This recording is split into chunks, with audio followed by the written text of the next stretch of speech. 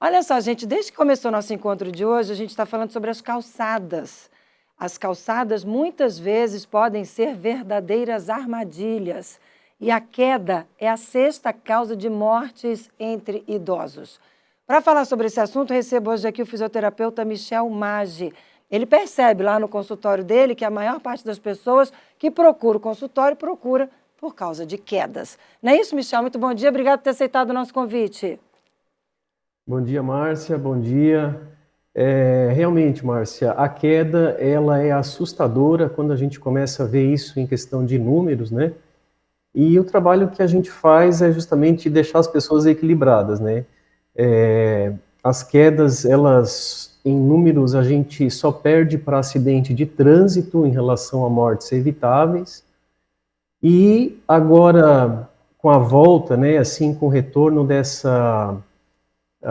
digamos, com as medidas de restrição, né, depois da pandemia, as pessoas começam a ir para as ruas e as calçadas, elas acabam sendo um grande risco, né? Eu sempre digo que é como se a gente estivesse dirigindo e sem usar cinto de segurança, né? Então a gente tem aí muitas calçadas, as nossas vias públicas realmente estão esquecidas aí pelo poder público, e quem acaba pagando isso são os pedestres, são os usuários. Infelizmente, a gente precisa sair de casa com cuidado, né? Porque hoje em dia é um risco sair de casa, né? É um estudo feito no estado de Minas Gerais, 43% das pessoas têm medo de sair de casa, as pessoas acima de 50 anos.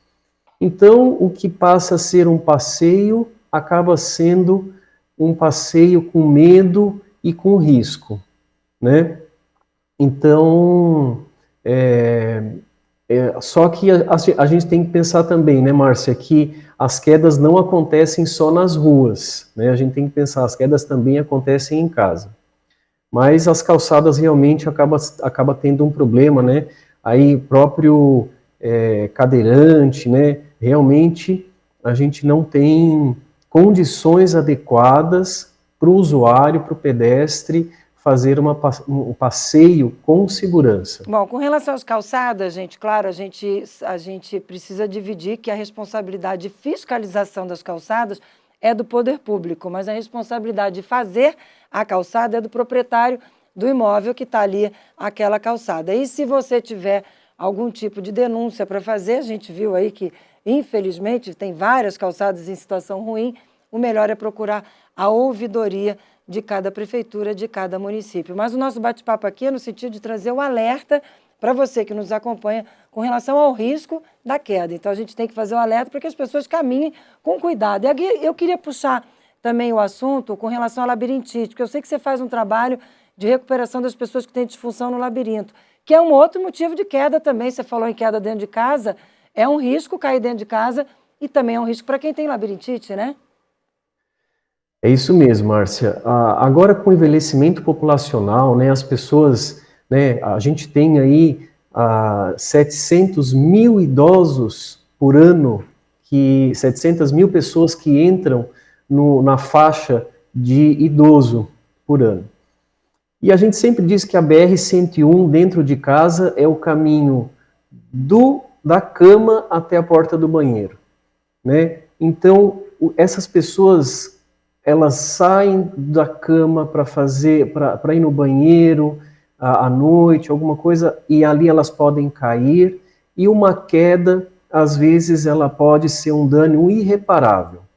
Algumas quedas podem levar, inclusive, à morte, e ela causa um transtorno enorme na família, né? E muitas quedas, elas podem ser evitáveis, né? Então, a gente sempre diz o seguinte: nas quedas eu tenho um problema do próprio organismo, né, do próprio corpo, e eu tenho um problema também da estrutura, desse ambiente, né?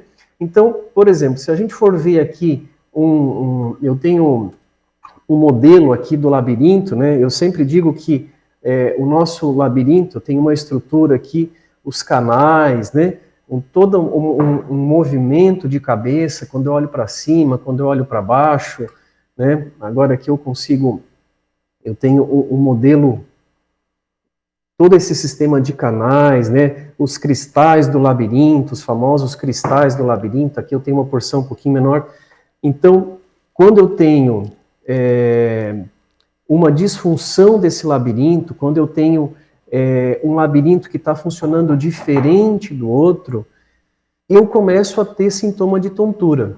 Então, a tontura, ela é né, um grande problema aí para quem já tem algum risco de queda, e essa tontura, ela precisa ser investigada, né? Então, assim, a tontura, ela é um sinal de alerta, ela precisa ser investigada, e através desse diagnóstico adequado, a gente vai conseguir fazer com que esses dois labirintos trabalhem de forma adequada para fazer com que ele mande uma mensagem para o cérebro dar esse equilíbrio corporal. Então, é possível viver sem tonturas e as quedas, elas podem ser evitáveis. Muito importante esse alerta, muito importante a gente falar também que normalmente quem faz o diagnóstico de labirintite é o otorrinolaringologista, e aí o trabalho do fisioterapeuta é no sentido de buscar, através de exercícios, que a pessoa consiga administrar essa questão, né, Michel? Perfeito, Márcia, perfeito.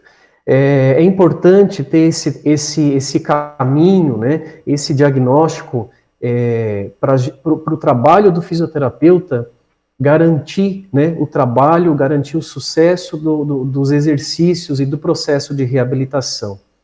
Porque uma tontura, às vezes, pode ser um problema do labirinto, mas às vezes ela pode ser qualquer outra coisa. Pode ser um problema de tireoide, pode ser uma diabetes mal compensada, pode ser excesso de medicamentos que esse paciente toma, pode ser até um câncer. Então, precisa ser investigado. Tontura é igual febre. Tontura é um sinal de alerta. Precisa sim ser investigada. Depois disso, entra o nosso trabalho de reabilitação. E aí a gente brinca que é como se a gente fosse fazer balanceamento e geometria. Fazer esses dois labirintos funcionarem iguais. Muito importante, gente. Vou encerrando aqui o bate-papo com o Michel Maggi, lembrando aí o que a gente falou sobre a questão do alerta da tontura, que não é normal, tem que ser investigada, e a questão da queda nas ruas, a questão das calçadas em mau estado de conservação, que podem ser uma armadilha e um perigo aí para quem transita nas vias públicas. Michel, muito obrigada pelos alertas, obrigada pela participação. Ótimo dia de trabalho para você, até uma próxima oportunidade.